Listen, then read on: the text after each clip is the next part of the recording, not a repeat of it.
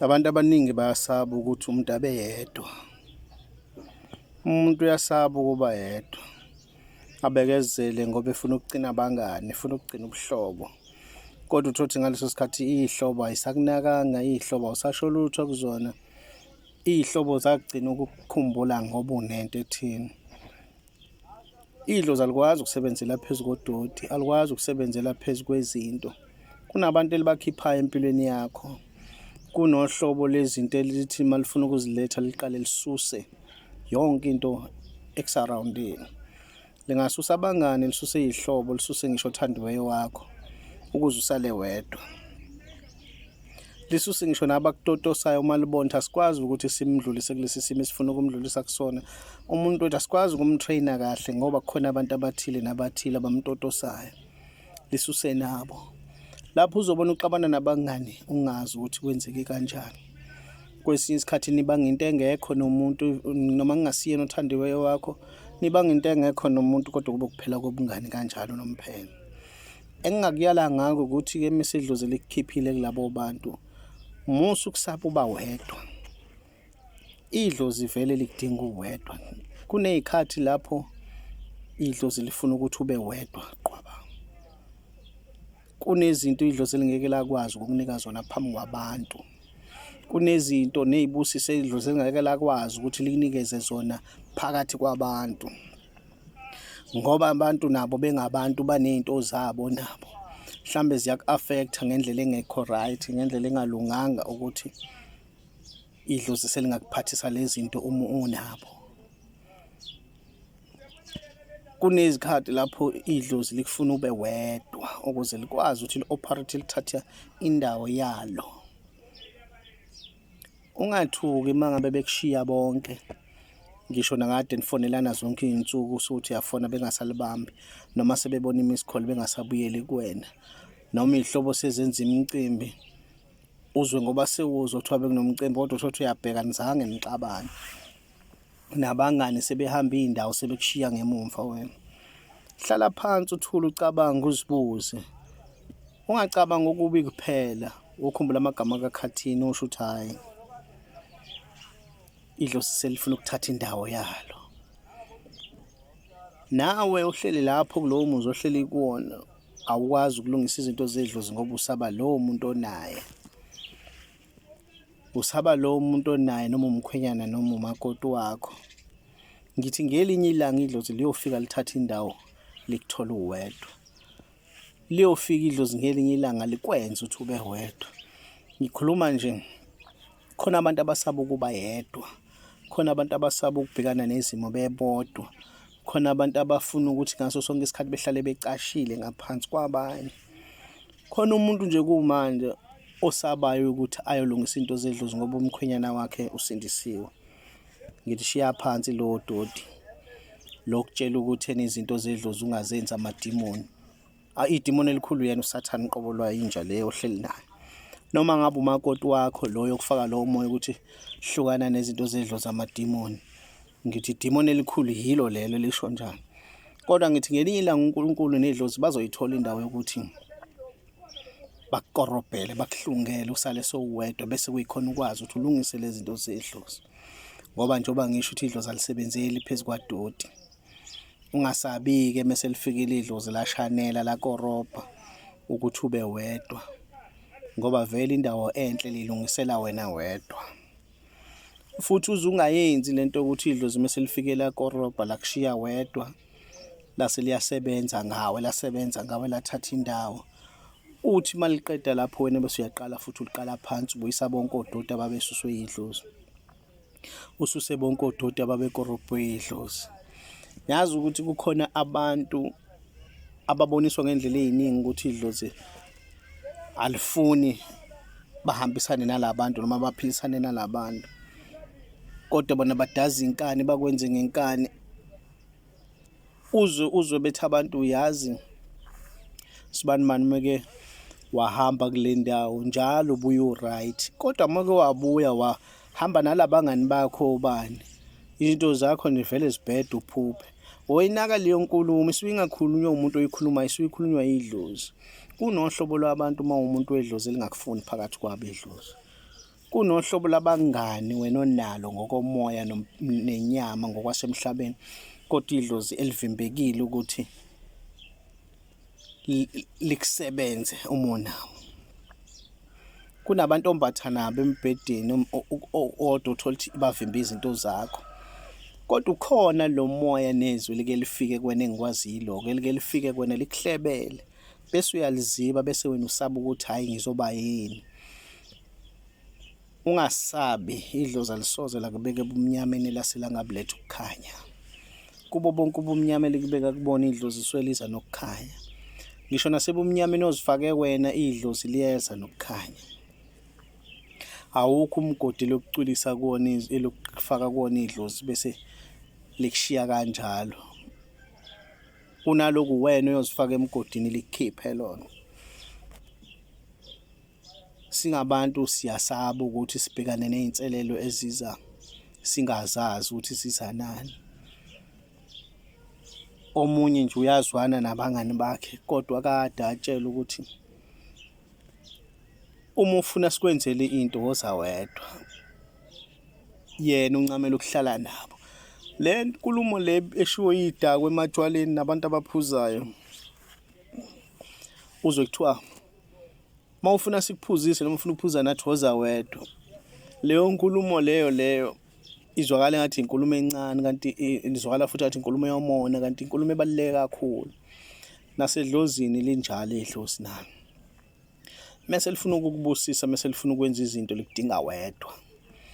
Ungazibukeli phansi idakwa amazithi hayi uma ufuna sikuphuzise woza wedwa.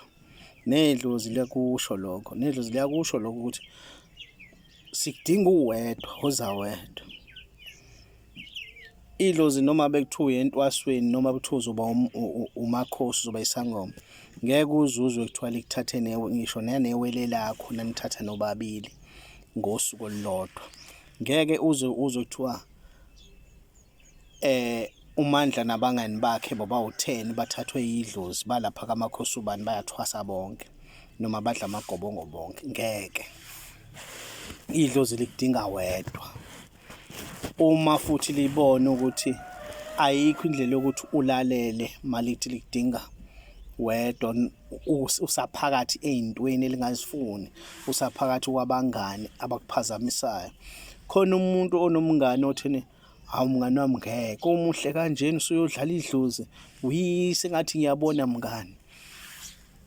Kunomuntu onomngane othi uma uthi uyodla amagobongo, ukusho ukuthi uzosibukela nje thina siyophuza, ukusho ukuthi nje usuzosibuka silandwa obani ngama-BM, ngaze ngakudabukela, sengiyakubona njena sesihamba siyophuza amahenesi lapha siphuziswa osibani. Wena ubhizi laphayana kamakhosi ubani uthwasa, usathane lowo. Phuma kulezo zinje ey'njalo, phuma kulabo bantu, phuma kosathane, ngoba yibo laba abakuqhathana idlozi. Yingakho-ke idlozi-ke likudinga uwedwa, lizogcina selike labantu-ke laba selikuxabanisa nabo senibanga into engekho. Abanye ngikhuluma nje abasekho emhlabeni baphansi. Kuthiwa nje wavele wathatha umngani wakhe omkhulu bezwana naye, wavele nje wamphusha nje kancane, wawela lapho washayiswa into ethile washona.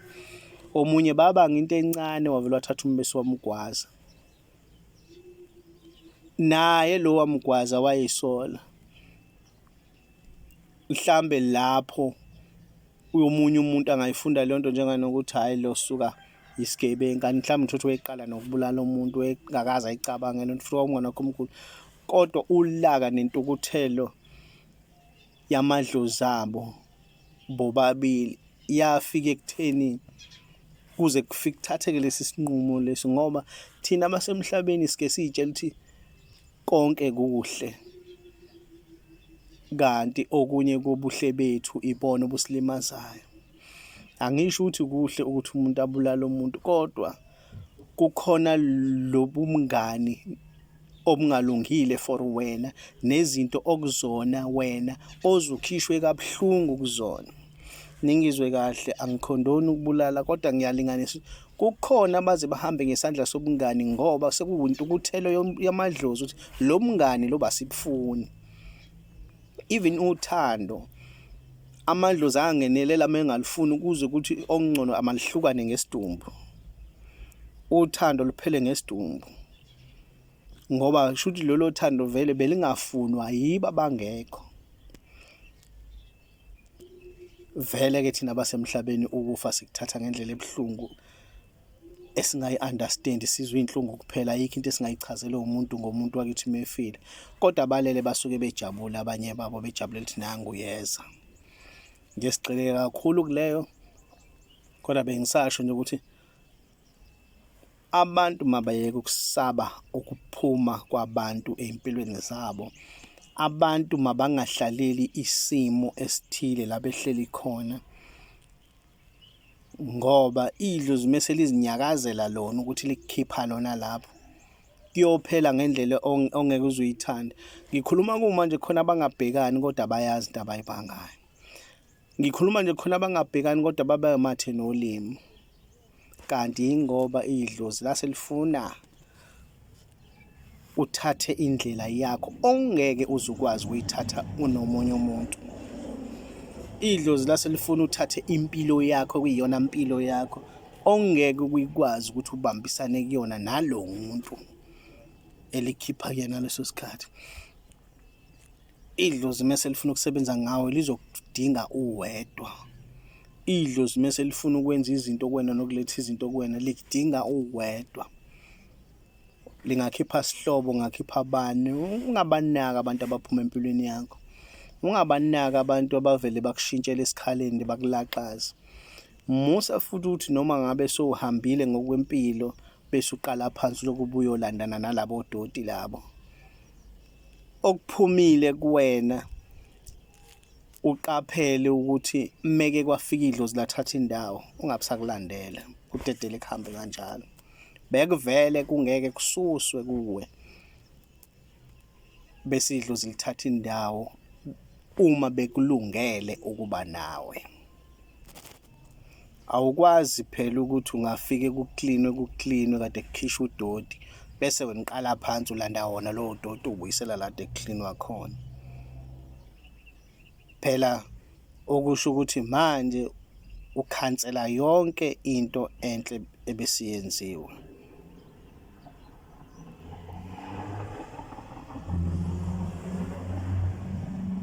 Abantu mabafunda ukwamukela ukuthi uma umuntu wedlozi kuney'khathi lapho idlozi likudinga uwedwa qwaba.